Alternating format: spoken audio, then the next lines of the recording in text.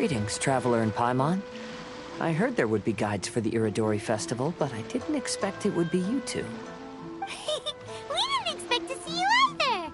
Returning as a guest for the Iridori Festival, no doubt. I was a little surprised myself when I received the invitation. But after wandering the outside world for so long, it's good to have an opportunity to return to my homeland and pay respects to my old friends. Kazuha, when we saw you in the distance just now, you seemed to be looking for something. What happened? Ah, yes. You see, when I came off the boat with everyone just now, I suddenly heard light footsteps around me. I could tell they were not footsteps of a regular passenger. But by the time I turned around, the person had already disappeared. Even though I didn't manage to catch a glimpse of them, I found this strange piece of paper by my feet. Oh, does the paper happen to have a poem written on it? Huh. How did you know? Fascinating. It's almost hard to believe such things could happen. Sure, here it is. Please, have a look.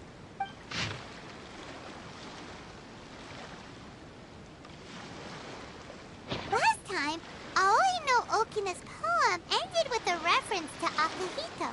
And sure enough, this is a story about him.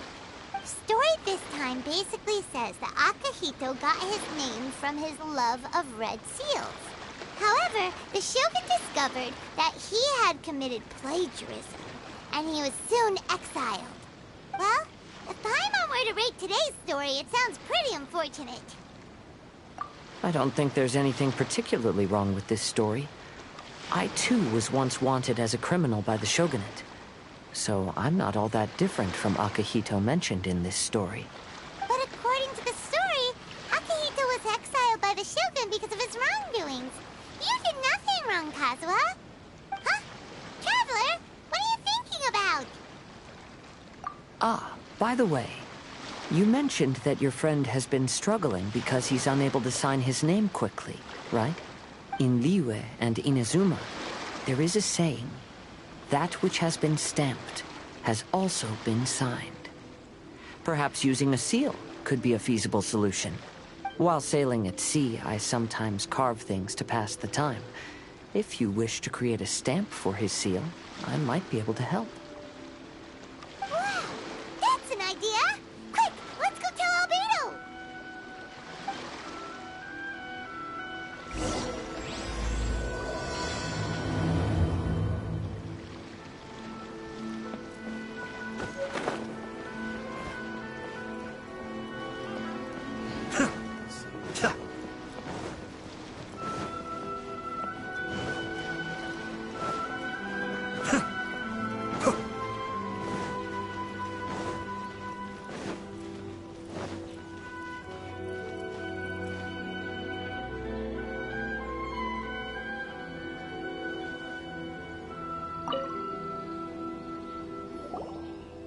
Albedo, we figured out a way to help Shincho!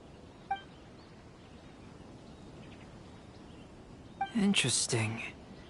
A story of the 5 Kasen appears again, and with a timely solution.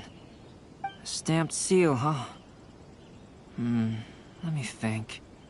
Indeed, it is an efficient solution. If we use a stamp, then Xingqiu won't have to struggle with his handwriting anymore. However, since Xingqiu's signature has been previously revealed to the readers, it would seem insincere if he only used the stamped seal for his new books. But I have another idea. Using a seal is a part of it, of course. Let's go to Uya Restaurant now to discuss my idea with everyone. Welcome home, almighty Shogun. Make sure you get in line early to buy your special edition drinks!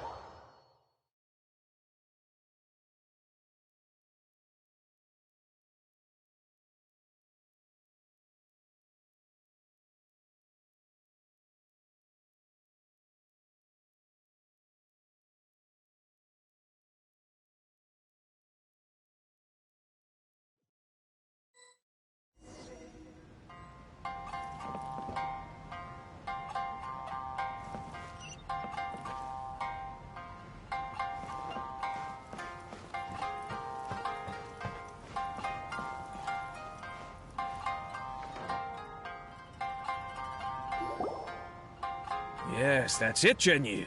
Your writing has greatly improved today, which means yesterday's intensive training was effective. My apologies, but I simply can't do it anymore.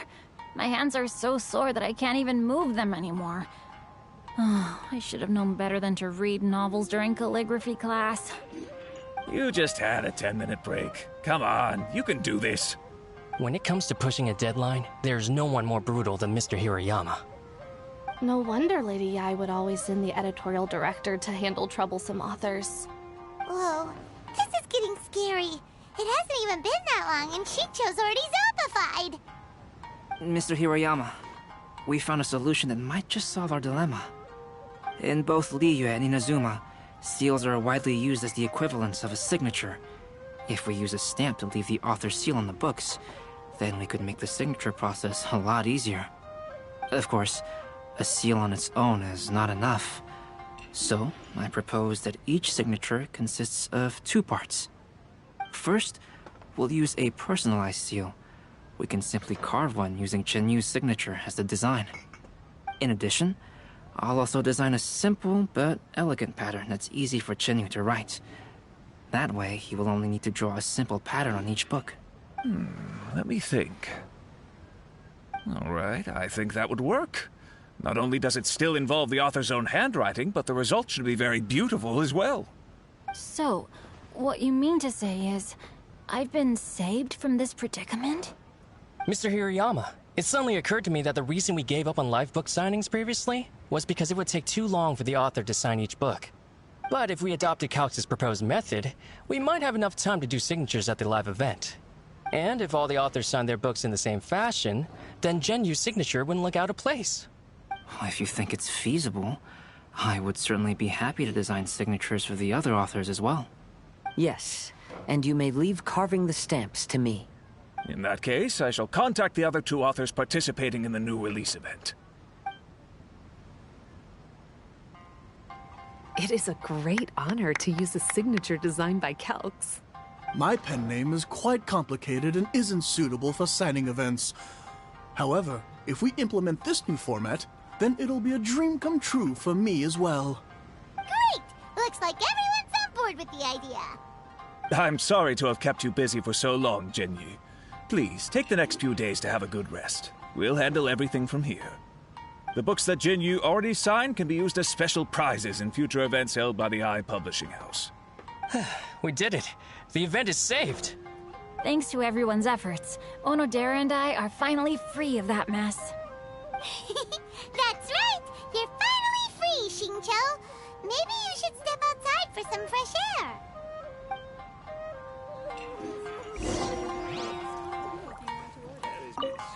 Onodera, please inform Lady Ai of the changes in the event planning when you have a moment. She will surely like to hear about our new idea.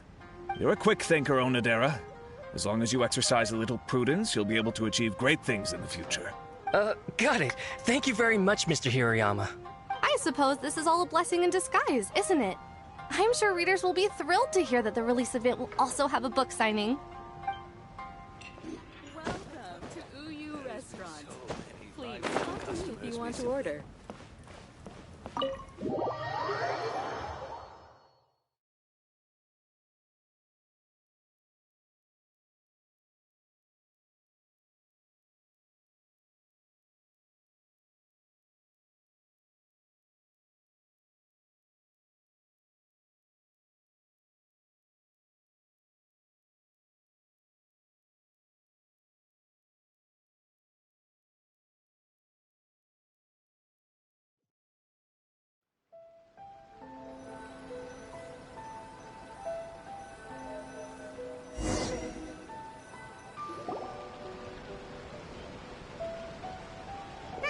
We still have some time to burn. Where should we go next?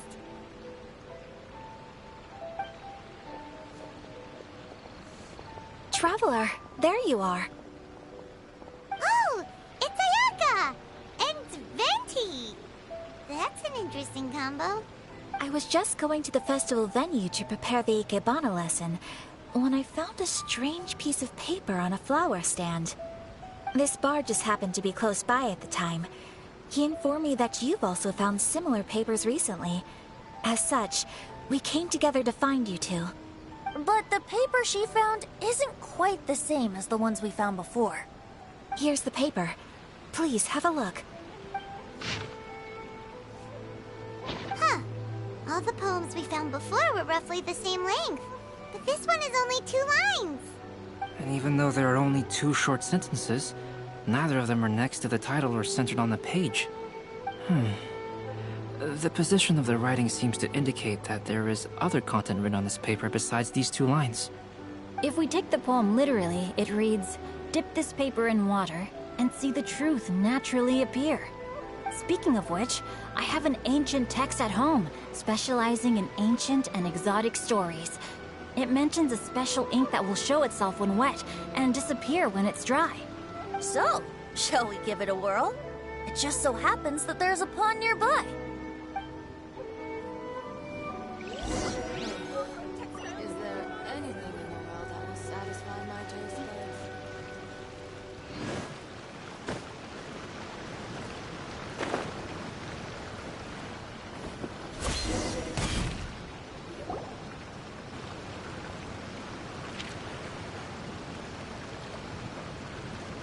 Wow, look! It's really working! More words have appeared on the paper! Let Paimon see what it says.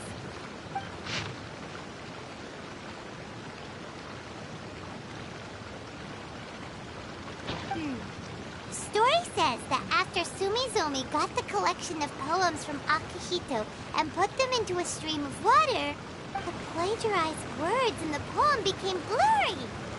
Huh? Why would that happen? You see, Paimon, in the past, when printing was not yet well developed, handwritten text could easily become smudged in books when exposed to moisture. To ensure the text lasted longer, they'd either write using a special ink or coat the paper's surface with a waterproof coating once the writing was finished. Such special inks are time-consuming and laborious to produce, and the waterproof coating could also prove just as difficult. However, since Akihito's poetry collection was an important gift to be presented to the shogun, surely one of those 2 methods was used to protect it. But as for the plagiarized poems, not only would they lack Akihito's seal, but the words would also react differently when exposed to liquid. Which means Akihito didn't plagiarize his work. He was set up! Yes, it appears that this is the truth that Sumizome's story is trying to convey. Although the story is saddening, I've decided on the subjects to use for Akihito and Sumizome's portraits. Kazuha, Ayaka, would you be willing to be the models for my paintings? I would be delighted. Yes, as would I. There you go. The next 2 portraits should be ready in no time. Yes. And now that all 4 stories have all been collected, the story of the 5 Kasen is now fully completed.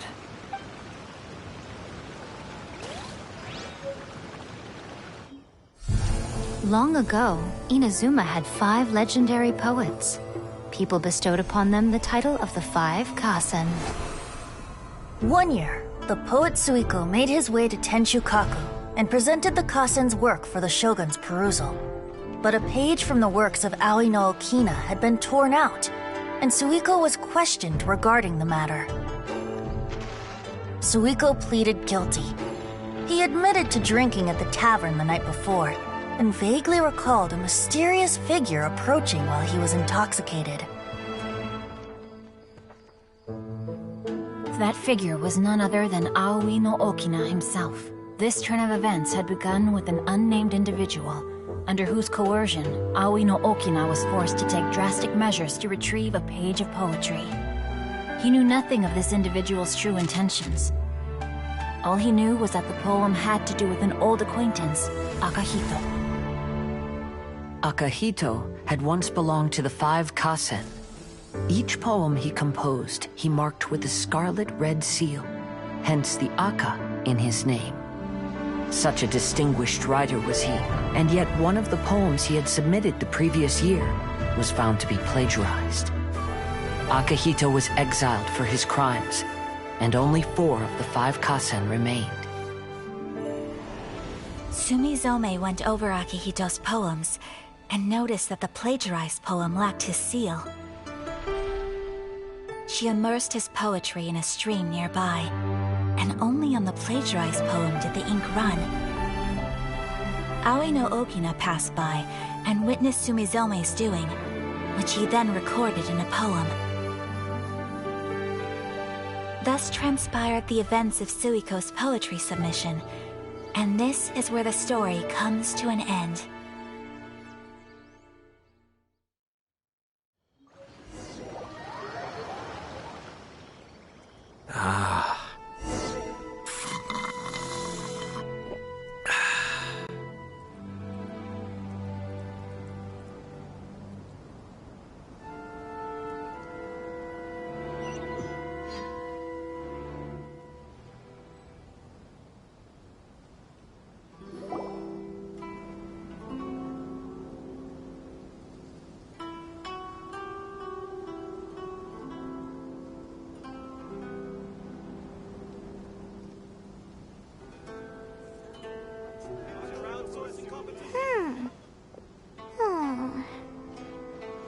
Yeah.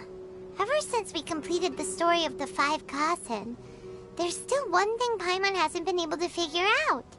One of the 5 Kasen is called Kuranushi, right? It's just that... how could the story of the 5 Kasen finish without him appearing at all? Oh!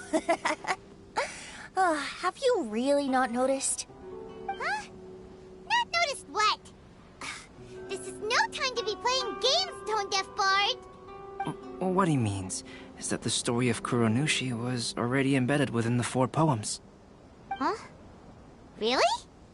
That's right. The key lies in the poem that Aoi no Okina wrote after seeing Sumizome rinsing the poetry collection. An average person could never understand the scene of a young girl washing Akahito's poetry collection in a stream. Even Aoi no Okina couldn't figure out the meaning behind Sumizome's actions. He was simply reminiscing and thinking about his old acquaintances. However, for the perpetrator who framed Akahito, it was completely obvious. He was worried that if this poem was seen by the Shogun, then the Shogun could discover the truth behind the plagiarism incident. If that happened, then he'd be finished. So, in desperation, he threatened Aoi no Okina to make him tear out this poem. Which means... the one who threatened Aoi no Okina is the same person that framed Akahito! What? Kuranushi? That's right. Though there are only 4 poems, they still managed to tell the complete story of all 5 Kasen. Since the Shogun mentioned in the poems is certainly not the one of the 5 Kasen, the only character left is the mysterious one with an unknown identity.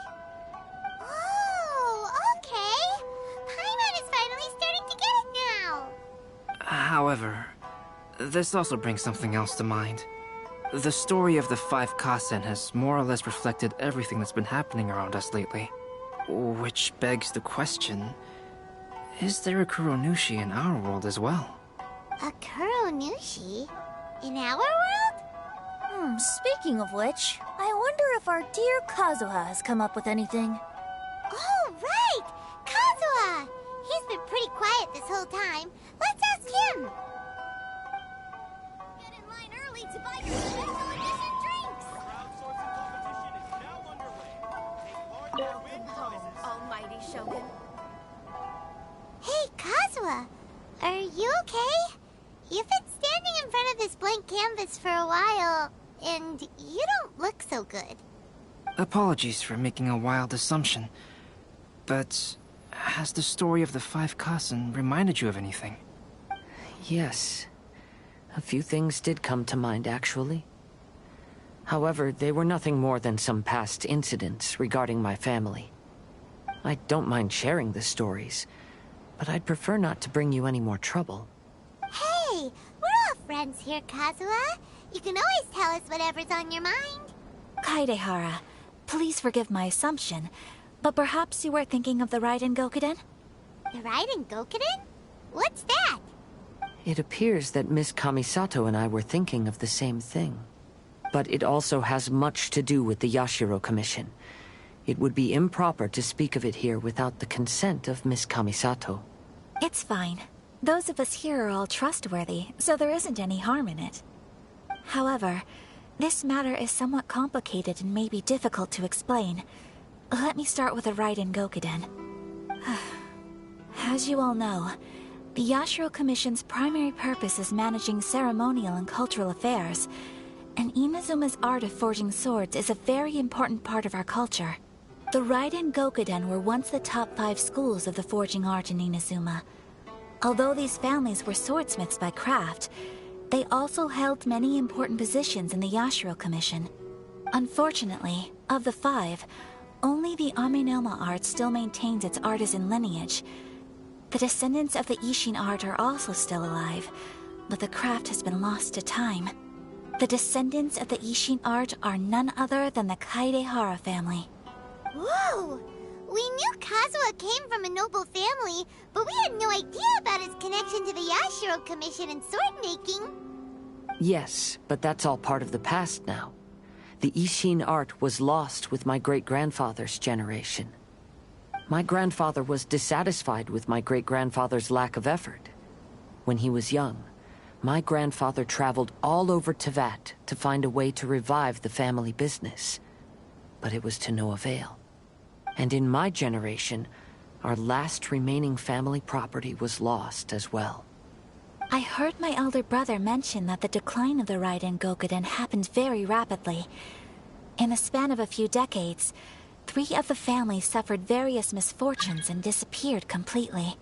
Later, there was speculation that all of these misfortunes stemmed from some background machinations, meaning that someone wanted to wipe out the Raiden Gokuden. However, since not every family of the Raiden Gokuden came to ruin, such explanations were treated as nothing more than a conspiracy theory. Indeed. I've also believed such ideas were just theories and rumors. However, I know that a major incident happened to my great-grandfather when he was young. Not only did it affect the Kaedehara clan, but it nearly jeopardized the Kamisato clan's position in the Yashiro Commission as well. After reading the story of the 5 Kasen, I can't help but feel like it's pointing me toward the truth behind that incident. What exactly happened to your great-grandfather, Kazuha?